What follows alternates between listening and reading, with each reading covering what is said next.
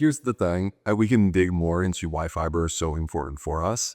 It's a multifactorial thing. And the reason why I'm sitting here telling you that to me this is the longevity nutrient is because fiber ultimately creates for us the most anti-inflammatory biochemicals that exist, which are the short-chain fatty acids.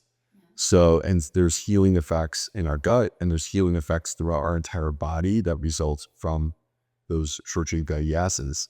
And so, not to be a dead horse, but like this is why I really feel like we need to have a conversation about this, because 95% of America is fiber deficient. Yeah. So the way to approach it is not to focus on grams of fiber, because that would guide you into a place where you might like overdo one particular thing, right? Just do like 15 grams of this one thing. My point of emphasis is we should eat for variety, because every single plant-based food has a unique, it's like a fingerprint. Every plant-based food has its own unique blend of nutrients that include fiber, different forms of fiber. Fiber is like protein, right? So the amino acid mix that's in red meat is not the same as the amino acid mix that's in a bean or in fish, right? So fiber is conceptually like that. And so each plant has its own unique types of fiber. It also has its own unique polyphenols. So polyphenols are of colors that we obviously are attracted to. There's a reason why these are what are put in front of us as we walk into a supermarket. They have their own types of fats, and there's these things called phytochemicals. And phytochemicals, basically plant-based chemicals that, at least to our knowledge so far, most of them seem to be very healthy for us, good for us. Yeah, so let's rank plants by their fiber content, because I'm always trying to obviously optimize with that, so we'd love to hear. Yeah, totally. So there are, and it's interesting, Kayla, because like the right way to do that, if you really wanted to get serious about it, would be to take a look at the fiber content relative to the caloric intake, right?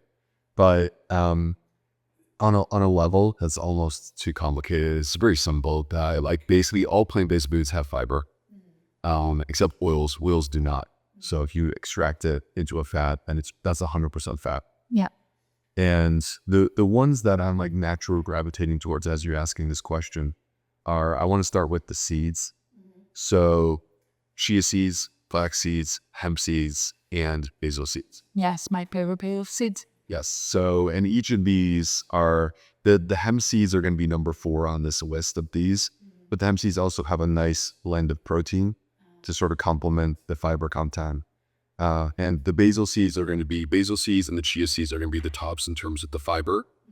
Now, these 4, what I love about them is you're getting 2 birds with one stone, because you not only get the fiber, which is wonderful, you also are going to get healthy plant-based omega-3 fats.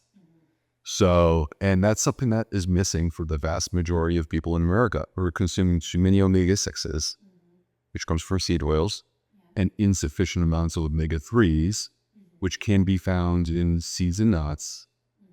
And they're also found in fish and shellfish. So those are like the first that I would gravitate towards. Question for you on that topic. So I've been making seed crackers a lot. Obviously you're baking them though a little bit. So does it still have a good nutritional profile, or should I not be doing that? That's an interesting question. What I'm sure you're being that I forgot it. I think it's about 320, and I'm doing flaxseed, ground flax, poppy seeds, sesame seeds, some basil seeds. I think that's it. So in the flax, you have both ground and full. Okay, well, okay. So the thing for some people to know is that to get like real legitimate access to the and the omega-3 fats, you actually want these seeds to be ground. Oh, so like what I like to do is I will take a little spice grinder that I have and throw them in there right before I'm going to consume them, to just sort of breaking them up. It's not only the rest of the thing. You got to try and make a powder. So is that because we can't break them down? Can't put them down. Yeah, because the hull is insoluble fiber, and so you're getting insoluble fiber for sure. But what you want access to, insoluble fiber, I guess we've been talking about fiber enough, it's time to define this. You hear these terms, insoluble versus soluble. Insoluble is the part that's like the grit. It will never dissolve ever, and just passes through. God, is it no benefit or yes benefit? It does benefit. There's benefit to both types. Okay. But if we're talking about the benefit of creating short-chain fatty acids and supporting your gut microbiome, then that actually comes from the soluble fiber. Does the insoluble just like bulk store? The bulk stool. Okay. Yeah, and then passes through. So like this whole like sort of outdated view that fiber is just something that runs through you, that's not totally true. But this insoluble fragment component, it does. It just runs through you and you poop it out the other side.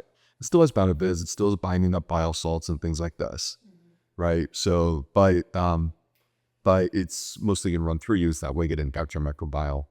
Okay. What else? Well, the ground, so I'm thinking back because I'm obsessed with these seed crackers, but if they're not that great, I don't even want to do it anymore.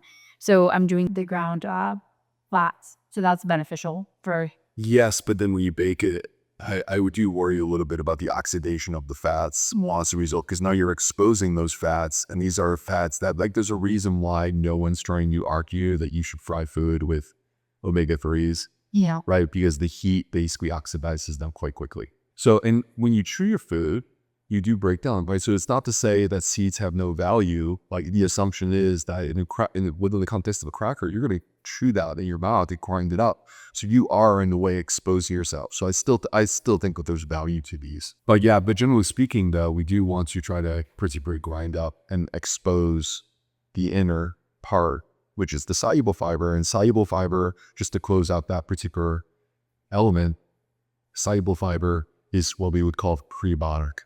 And this means it's food for your microbiome. And what ends up happening is that, like, basically we lack eat enzymes as humans to digest fiber.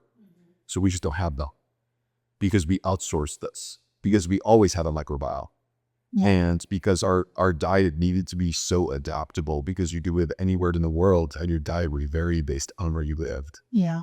So you can't have one human for all of those places. So instead what we have is we have one human with an installation of 38 trillion microbes that are custom tailored to your individual needs, right? So, and then they're basically going to take the fiber, and when they are well, when they are strong, they work in teams. Like, that's quite interesting that research shows. They literally work in teams, and they have these unique enzymes that we are missing, and they provide, that allows it to stop being fiber, and it becomes these short-chain fatty acids that are butyrate, acetate, and propionate. And they're the most anti-inflammatory. Butyrate is the one that gets a lot of the high attention. It's wonderful. There are specific benefits to butyrate. They're not, each of them are unique.